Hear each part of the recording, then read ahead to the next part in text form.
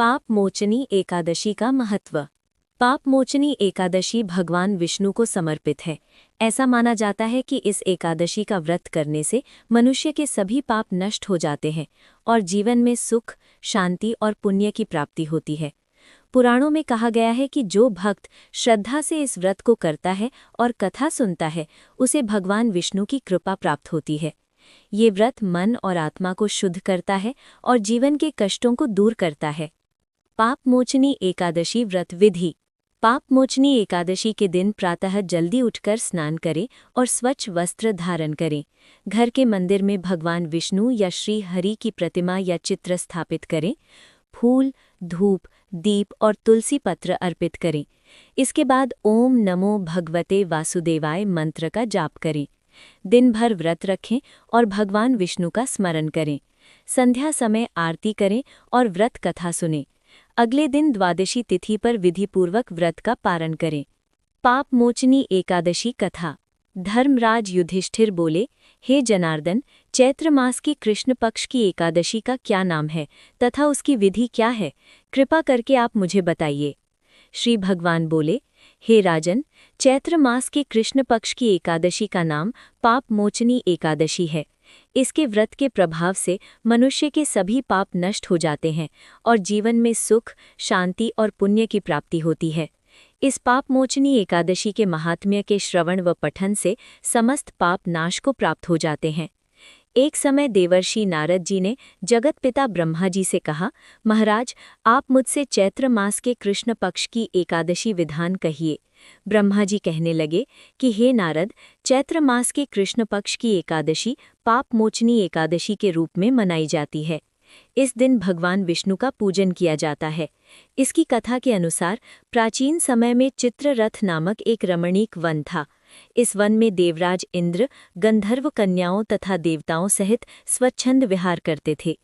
एक बार मेधावी नामक ऋषि भी वहां पर तपस्या कर रहे थे। वे ऋषि शिव उपासक तथा अप्सराएं शिव द्रोहिणी अनंगदासी अर्थात अनुचरी थीं। एक बार कामदेव ने मुनि का तप भंग करने के लिए उनके पास मंजू घोषा नामक अप्सरा को भेजा। युवावस्था वाले मुनि अप्सरा के हाव भाव, नृत्य, गीत तथा कटाक्षों पर काम मोहित हो गए। रति क्रीड़ा करते हुए 57 वर्ष व्यतीत हो गए। एक दिन मंजू घोषा ने देवलोक जाने की आज्ञा मांगी। उसके द्वारा आज्ञा मांगने पर मुनि को भान आया और उन्हें आत्मज्ञान हुआ कि मुझे रसातल में पहुंचाने का एकमात्र कारण अप्सरा मंजू घोषा ही है। क्रोधित होकर उन्होंने मंजू घोषा को पिशाचिनी होने का शाप दे दिया। शाप सुनकर मंजू घोषा ने कांपते हुए ऋषि से मुक्ति का उपाय पूछा। तब मुनिश्री ने पाप मोचनी एकादशी का व्रत रखने को कहा और अप्सरा को मुक्ति का उपाय बताकर पिता च्यवन के आश्रम में चले गए। पुत्र के मुख से शाप देने की बात सुनकर च्यवन ऋषि ने पुत्र की घोर निंदा की तथा उन्हें पाप मोचनी चैत्र कृष्ण एकादशी का व्रत करने की आज्ञा दी। व्रत के प्रभाव से मंजूघोष अप्सरा पिशाचिनी देह से मुक्त होकर देवलोक चली गई। अतः हे नारद, जो कोई मनुष्य विधि पूर्वक इस व्रत को करेगा, उसके सारों पापों की मुक्ति होना निश्चित है। और जो कोई इस व्रत के महात्म्य को पढ़ता और सुनता है, उसे सारे संकटों से मुक्ति मिल जाती है। आरती। ओम जय जगदीश हरे स्वामी, जय जगदीश हरे। भक्त जनों के संकट क्षण में दूर करे। ओम जय जगदीश हरे।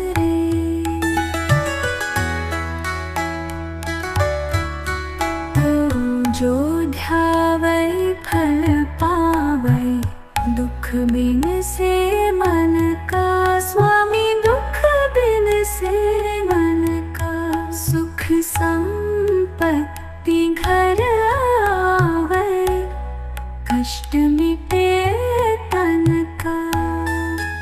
ओम जय जगदीश हरे।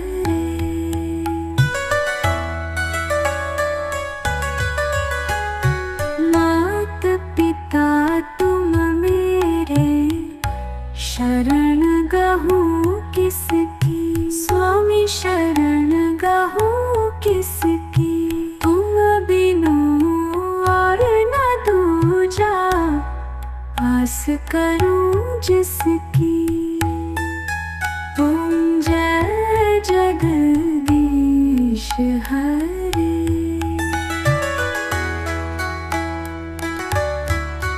तुम पूर्ण परमात्मा, तुम अंतर्यामी, स्वामी तुम अंतर्यामी।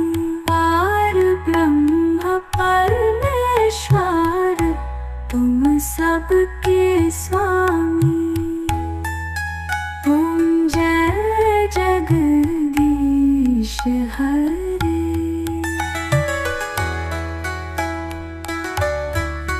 तुम करुणा के सागर, तुम पालन करता स्वामी, तुम पालन करता। मैं मूरख खल कामी, कृपा करो भरता। तुम जय जगदीश हरे।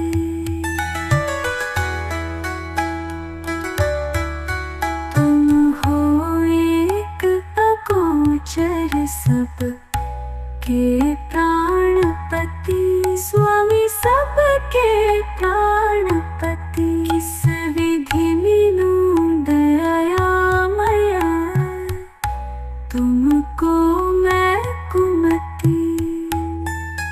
तुम जय जगदीश हरे।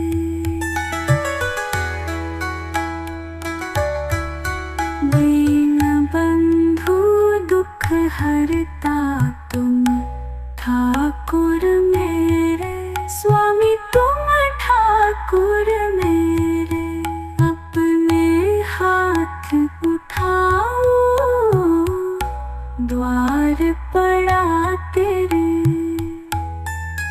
तुम जय जगदीश हरे।